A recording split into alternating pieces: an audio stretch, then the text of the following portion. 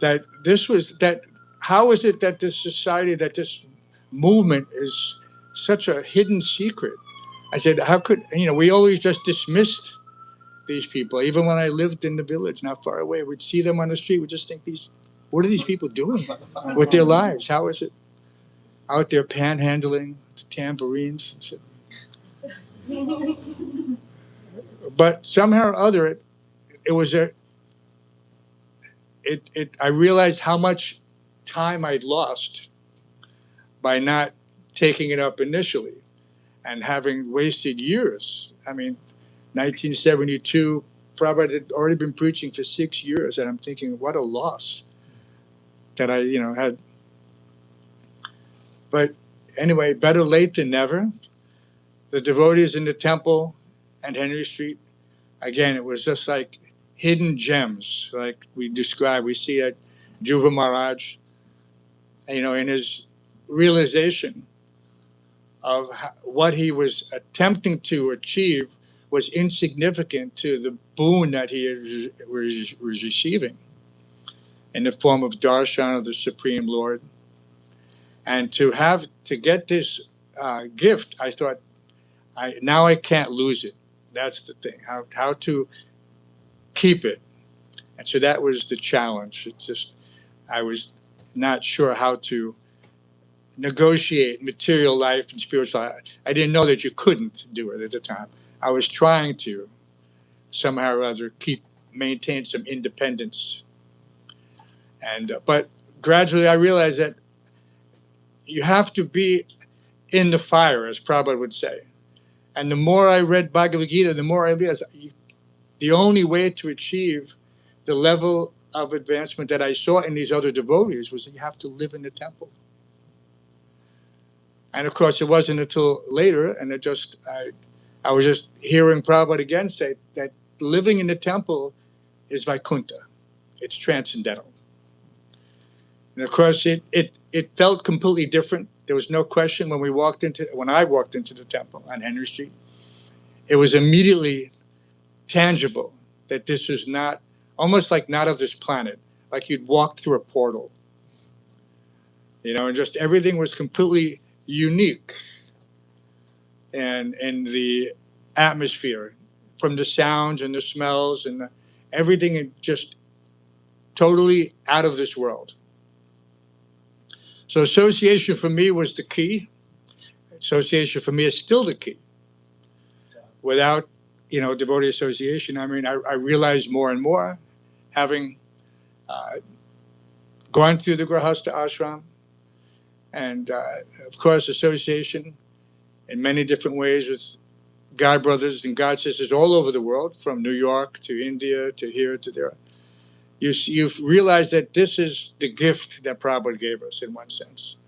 That it's a society of like-minded transcendentalists on the path of self-realization. And, vyavasayatmaka buddhir ekeha karunana. The path takes a little focus. You have to get your transcendental prescription so that you can develop that vision and see things clearly so that you don't lose. And I clearly cherish the realization that the only place to be is in the association of devotees. And of course, at that time, that association was Srila Prabhupada. And sitting there in Henry Street with Prabhupada speaking from the Vyasa side, it was just the most profound moment of my short existence at that time. And realizing that if I can just have this perspective from now till whenever, that it will always be the focal point, where I can never forget. That's that verse, Rasagraha, that once having tasted that nectar, of course, in our case, in my case, it wasn't the lotus feet of the Supreme Lord, but it was certainly that I had the glimpse of a personality who is not of this world, who was totally transcendental. And I thought, this has to be retained.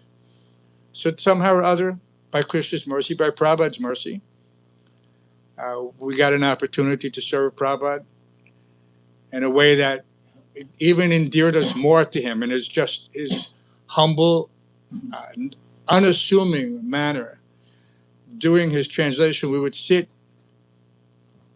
outside in the garden in Henry Street when Prabhupada was here, and you could hear, he's just sitting there translating these Srimad Bhagavatam. Bhagavad Gita was done. Chaitanya Charitamrita was done. So Chaitanya Charitamrita and Srimad Bhagavatam, and Prabhupada was there on Henry Street. And anyone who comes to the temple, I invite everyone. We have that original desk there. We even have the original volumes that he was using to translate Chaitanya Charitamrita and Srimad Bhagavatam, properly locked up so that it doesn't disappear. Because the aura of this of those moments is still there. And then museums, sometimes people think this is just forgotten artifacts. They don't have any value. They're just, you remember something that from the past, and what's the purpose? But when you see Prabhupada sitting there at his desk with his dictaphone, with the Srimad Bhagavatam open in front of him, and we remember what he was doing and when he was doing it, and what the result is, this whole society all over the world, it becomes more apparent how fortunate we were to come into that association. So 2nd Avenue, of course, we're reading Lilamrita. We read it every day in the morning. And there's breaking ground. So now Prabhupada is in 2nd Avenue. That we've already gone through lifetime of preparation, planting now. So breaking ground is there, and planting the seed. Everything is manifesting. And you can see Prabhupada's unique position as the emissary, and how we saw him as someone that was purposely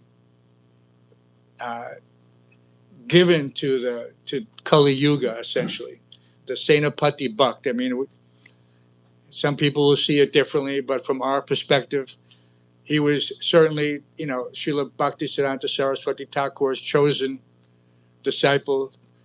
You can almost say handpicked.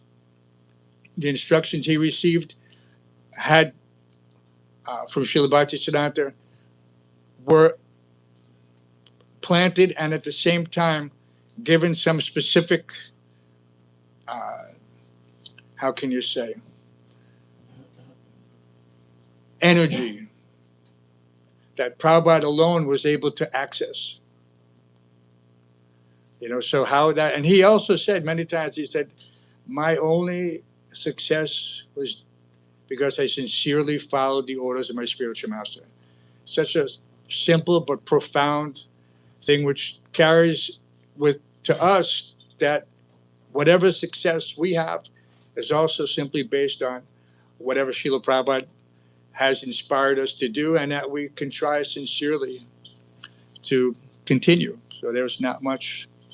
And we're the 60th, this opportunity to observe this special point. For us, this is the 60th. For us, there may not be, at least speaking for myself, a 70th. It's for the next generation. But we're happy to be here to observe this, the continuity. So that the vitality is there in Prabhupada's legacy, and that is being passed on. And that's the only reason I think many of us in my generation continue to serve, because we feel that this is we have to leave something that is, how can you say, it's somewhat intact.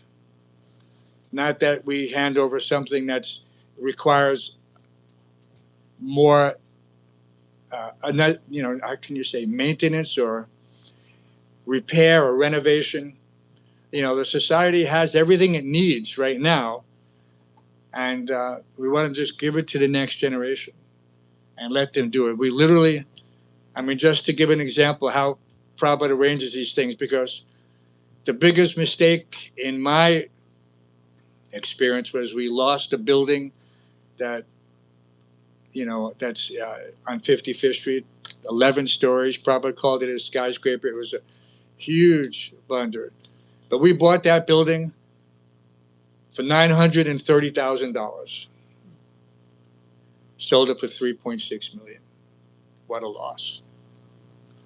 But with the funds from that building, somehow or other, we purchased the 7th Avenue building, sold that. And then we purchased this building on Skimmerhorn Street after much searching. Toshan Krishna, myself, mostly Toshan. He's very solid. Prabhupada empowered him to do so many things. We bought that building property, $660,000. And now that building is worth north of 80 or $90 million. So Krishna has done this just so that the next generation gets this. And how they utilize it, the future is bright. If anyone has any faith in Prabhupada and what he's done, there'll be a skyscraper there at some point. So we have to just have a little faith and a little patience and a little more longevity, not us, but the next generation has to have this. So we're very happy to turn this over to the next generation. And I'm sure there must be other speakers that are planned at this time, or Nijina time. Well, what's the program? Because I'm waiting for the hook to get pulled off the stage. So,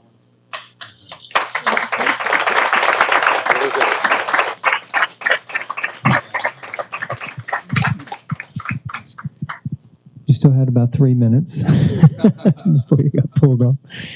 Thank you for that very enlivening and inspiring from the heart sharing. The book will be better. We're eagerly waiting. Do we have a date?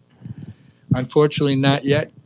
We little delays here and there, but it'll be worth the wait.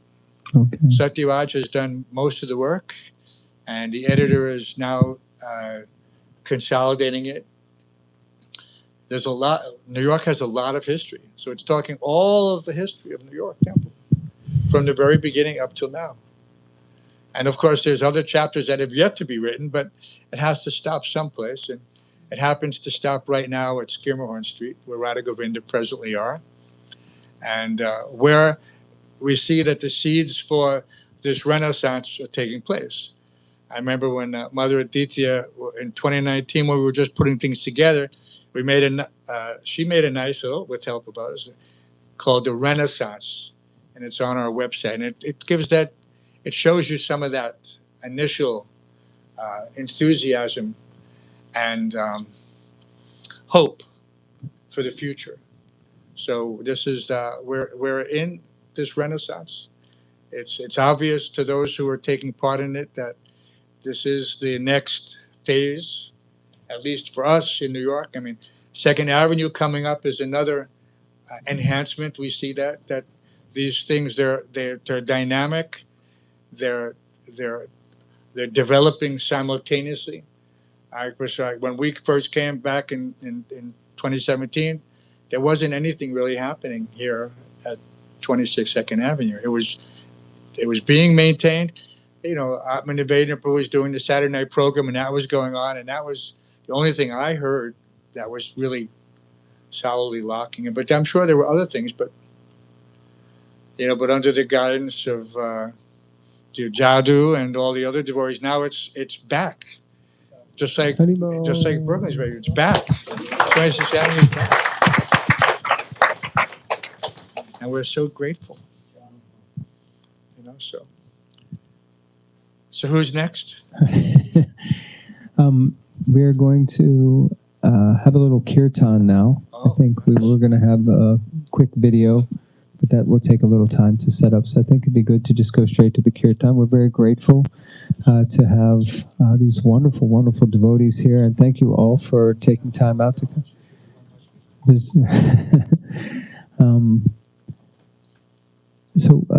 Would you like to lead kirtan? No. Okay, that's clear. Smar Haripur, would you like to lead kirtan? We have Nandu Prabhu. Nandu is my godson. Yes. From Vrindavan. Okay. Son of my godbrother, Yashodananda. So he is second generation. Prabhupada named him at the time of his birth. Prabhupada said, name him Nandu Lal. Mm. So he was personally named by Srila Prabhupada. Jai. Would you like to lead kirtan? Sure. Okay. Anybody want to play the Ganga?